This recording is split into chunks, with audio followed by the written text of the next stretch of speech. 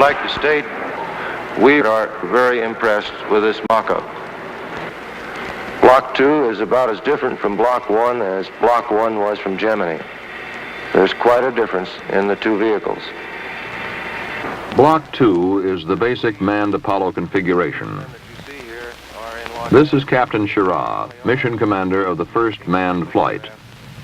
He is speaking at a press conference at North American Aviation, 1 month and 10 days after the 204 accident board ended its investigation.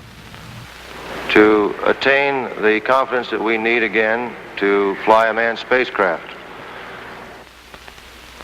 It made 8 recommendations directly concerned with the spacecraft. How effectively does the first crew believe those recommendations were carried out? Where do we stand in the overall manned spaceflight program? With Captain Schirra, a veteran of both Mercury and Gemini, will be 2 young astronauts making their first manned flight. Don Isley, command module pilot, center couch, and Walt Cunningham, lunar module pilot, right couch. We have kept standard Apollo crew designations for the first manned flight.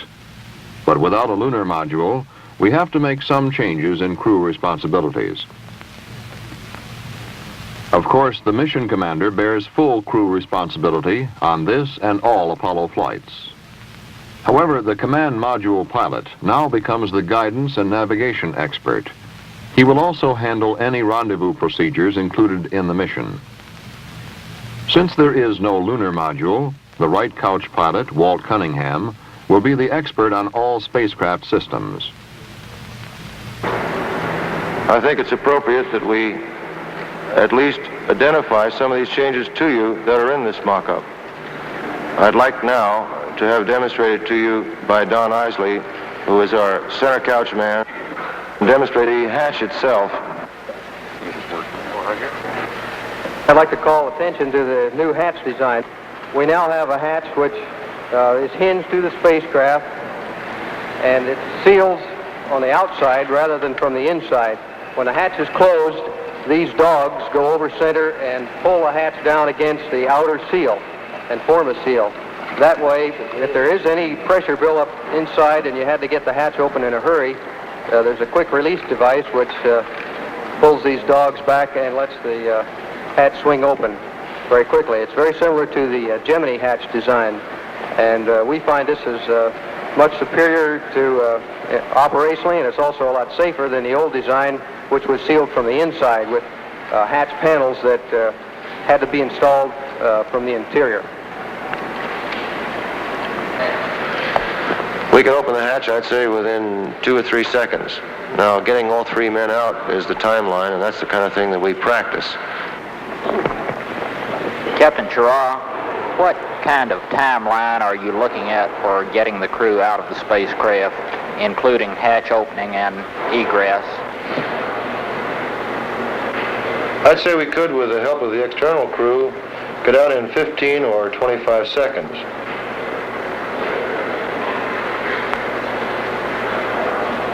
I would rather not be pinned down on the time until we train and practice emergency egress.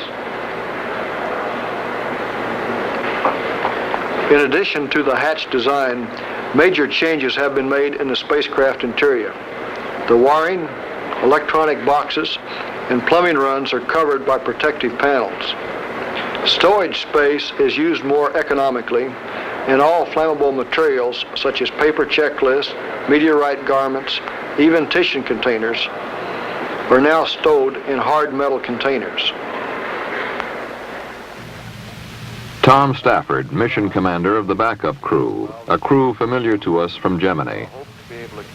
Stafford made his first flight with Captain Schirra and later was command pilot of Gemini 9A with Gene Cernan, now his lunar module pilot. John Young, command module pilot, is another space veteran. He made his first flight on the first manned Gemini and was also command pilot of Gemini 10. In all, the 2 Apollo crews represent more than 275 hours of manned space flight. I'd like to now let Walt Cunningham have the same privilege I did. All the wire runs that used to be exposed are now enclosed under metal covers. They will protect the wiring from damage and isolate the whole wiring system from the wear and tear of people getting in and out of the spacecraft. These covers also form a good fire break. These flat boxes are stowage containers. They are all hardcover, rigid metal boxes. Anything that is flammable, or really anything that is flammable for which we do not find a good substitute material, will be enclosed in these protective cases. The fire, as we can best determine, was caused by a wiring malfunction. This was a trigger which ignited the combustible materials in the spacecraft, and they burned very rapidly.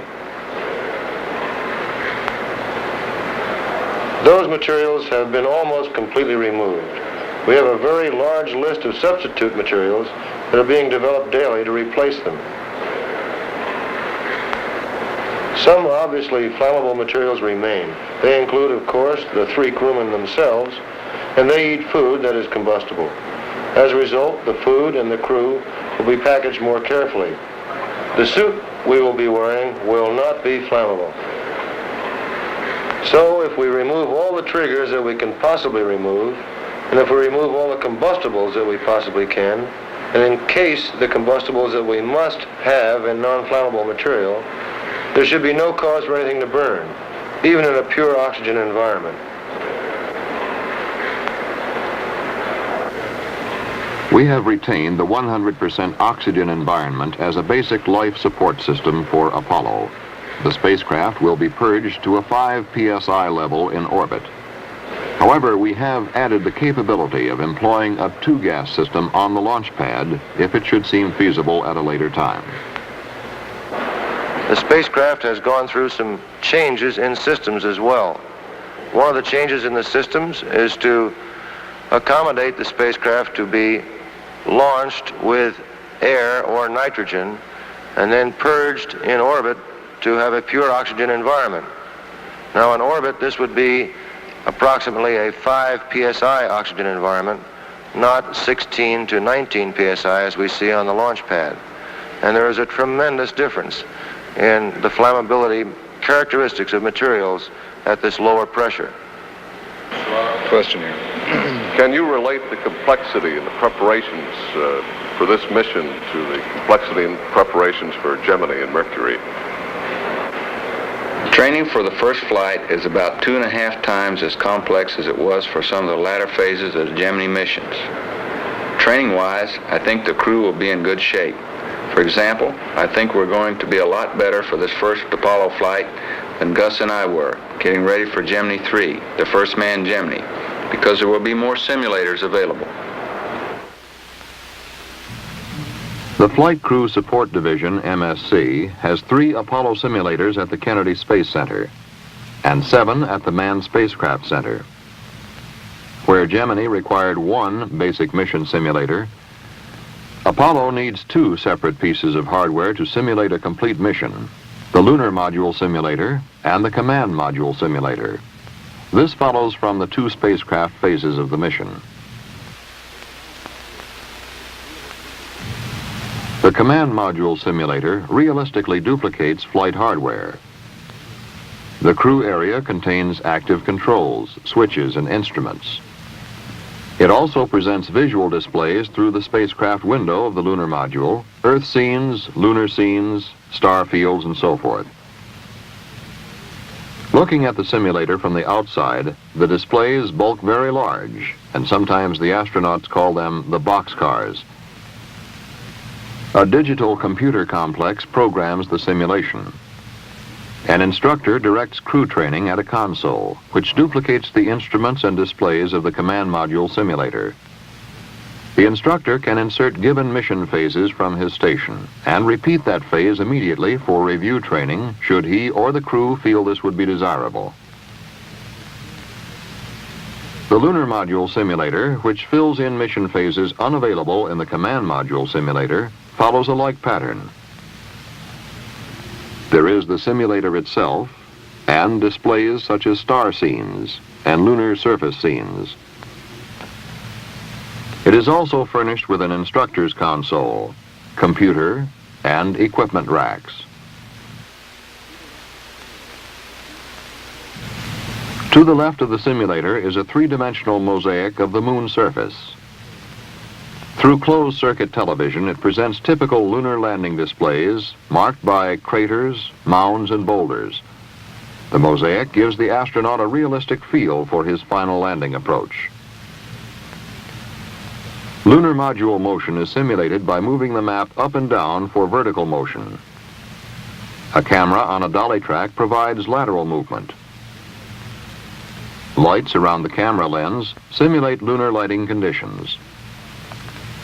With these two simulators, a crew can practice the basic flight elements of the Apollo mission from launch complex to landing on the moon and return to Earth. For more detailed training of critical phases, the astronaut turns to specialized simulators. Let us look at some of them. Wherever possible, these have been modified from existing Gemini hardware. The Dynamic Crew Procedure Simulator, which stresses launch and launch abort training, was converted from Gemini. It provides a physical environment such as motion, sound, and the onset of gravity so that the crew can evaluate launch vehicle performance. 6, 5, 4, 3, 2, ignition. Liftoff.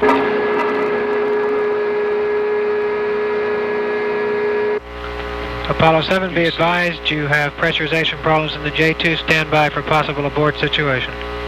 Roger, standing by. Roger, pressure still decreasing. Apollo 7, decision is to have you abort at staging, so I will give you a countdown. 3, 2, 1, abort.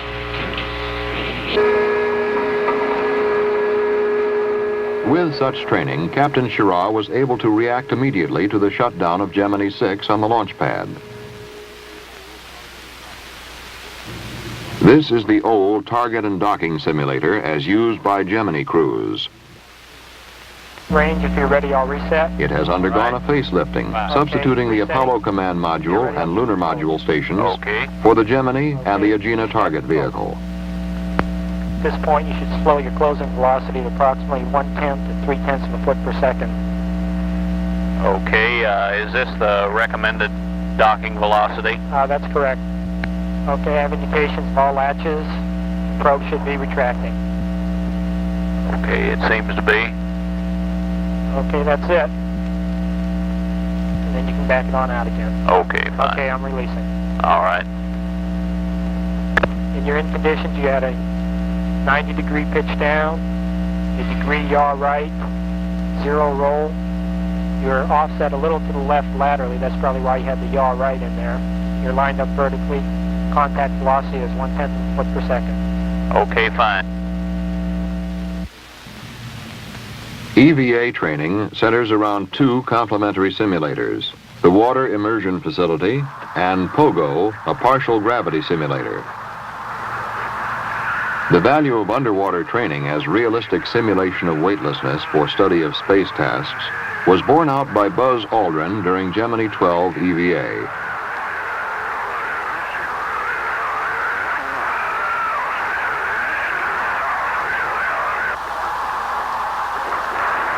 This experience is being applied to the lunar mission and to the space workshop.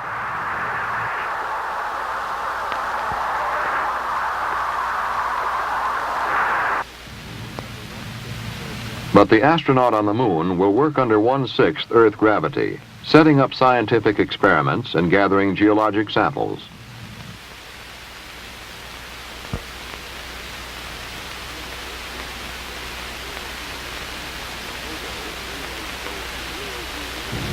POGO simulates both 0G and 1/6 gravity conditions. For lunar work simulations, a pneumatic tube counterbalances 5/6 of the astronaut's weight.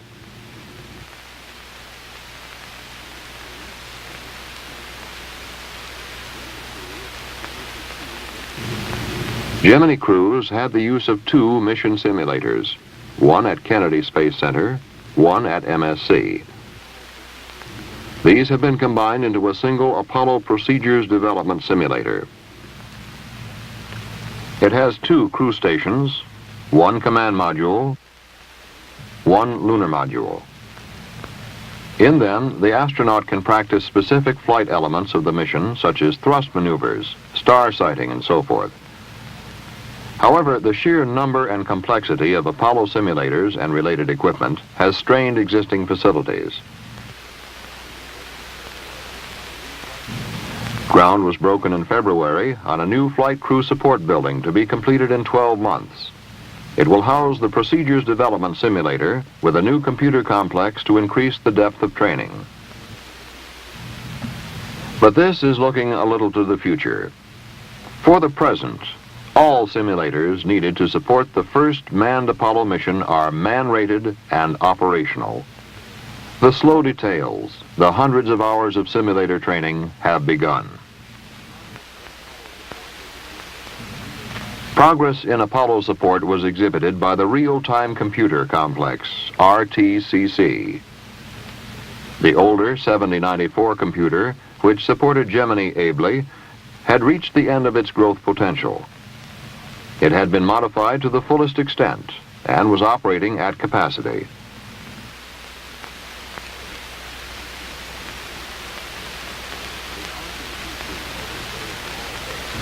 The RTCC has replaced all 7094s with 5 IBM 360s Model 75J computers. In addition, another Model 75 computer is housed in Building 422. It generates simulated network data used in mission training exercises. Apollo now has a computer with 3 to 4 times the internal speed of the 7094. The Model 75 is modular in form and open-ended for growth. Among other advantages to the conversion is the fact that the Model 75 has more checking circuits than were available on the 7094s. Despite the increased speed, growth potential, and capacity, rental is cheaper than the 7094s. We should also look for a moment at the Communications, Command, and Telemetry System, abbreviated phonetically to CCATS. It is composed of 3 UNIVAC 494 computers, 2 used online for mission support, 1 for program development. Through this system, the RTCC receives all mission data except voice, teletype, and some AeroMed data. It is fed into a UNIVAC 494, and from there to the 2 Model 75 computers supporting the mission. In addition to this function, retained from Gemini, CCATS now replaces the Master Digital Command System in sending out mission commands.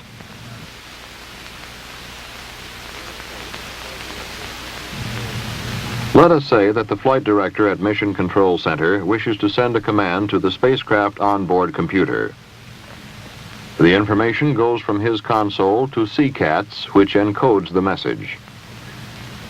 It is sent to Goddard Space Flight Center, which transmits the information to a remote site in contact with the spacecraft. For this example, let us say Hawaii. And from there, it is sent by radio signal to the onboard computer.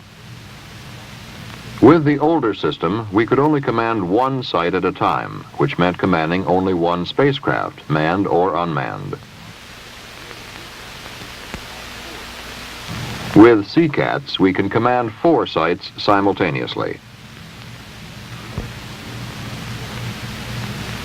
Beneath the smooth tile floors and corridors of Building 30 stretches a network of more than 195 million feet of wiring, enough to go around the Earth 1.5 times. Wiring for computers that can perform an addition in 0.8 of a billionth of a second. Computers which can receive telemetry or trajectory information from Goddard, check it, and display it on a flight director's console in 1 second. When we set up scientific experiments during the lunar mission, we will have the information displayed in mission control 4 or 5 seconds after it is sent. In this one room is the greatest computer capacity in the free world.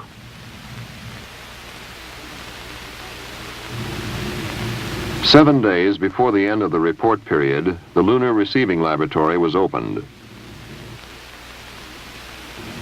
The newest facility at MSC contains 83,000 square feet. It is divided into 3 areas. There is a crew reception area for isolation and study of the Apollo crew immediately after the mission. It supplies necessary housekeeping facilities, living quarters, and medical facilities for crew examination.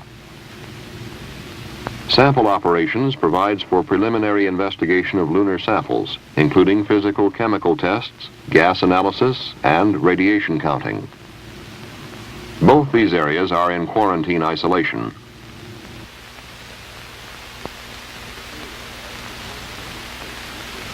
The third area, support and administration, is outside of isolation. It supplies conference rooms, office space, and support activities such as biological support laboratories. Quarantine actually begins far from this laboratory. It begins when the crew leaves the moon surface with 40 to 50 pounds of lunar samples vacuum sealed in a special container. It continues unbroken by means of a mobile quarantine laboratory, which the crew and samples will enter on shipboard direct from their returning spacecraft.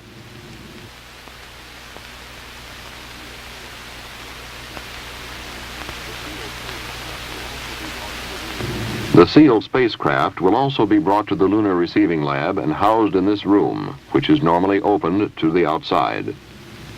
If the spacecraft must be entered for any reason, the outside doors will be sealed and the room will become part of the crew reception area.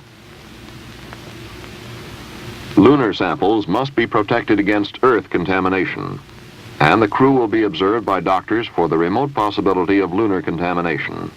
Quarantine period for crew, 3 weeks. For samples, 4 weeks. Quarantine continues at the Lunar Receiving Lab by means of primary and backup systems of containment. A biological barrier is provided by special filters on air conditioning systems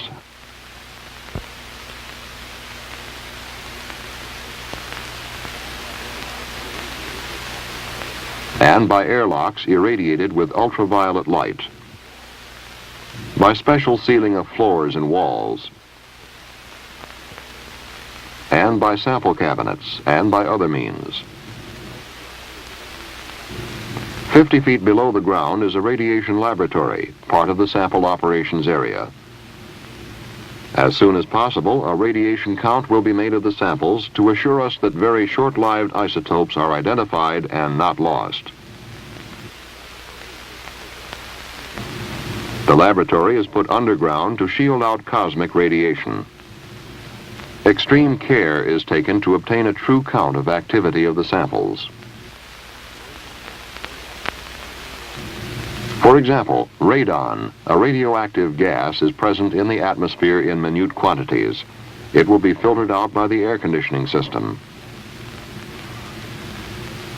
Walls of the counting room are 8 feet thick, 5 feet cement, 3 feet dunite. Dunite is a natural mineral rock which is an effective radiation barrier. Using it, we avoid the cost and weight penalties of lead shielding. The biological support laboratories in the support and administration complex are raising plants and animals to be used in tests of different media for possible lunar viruses.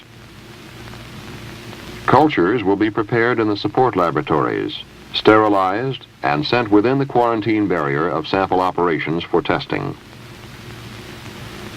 In studying these cultures, the electron microscope gives us the possibility of direct visualization of virus material.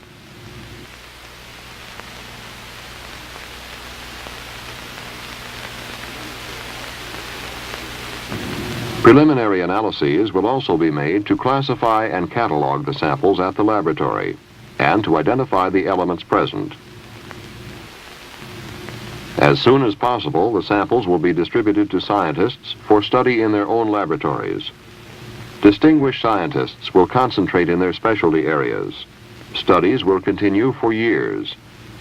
Participating will be scientists from countries all over the free world. They will share with us an experience unique in man's history, first-hand study of the composition of the moon. We have reviewed the most active 6 months in the history of the Manned Spacecraft Center. It required total effort to recover from the late days of January and move forward with the Apollo mission. For the first manned flight, the spacecraft has incorporated the recommendations of the 204 board. The first crew is in training and has the simulators to do the job. Mission Control is ready to support upcoming Apollo missions with new computers and new capabilities. We are looking ahead and preparing for the day when the crew will return from space and bring to the Lunar Receiving Laboratory part of the moon.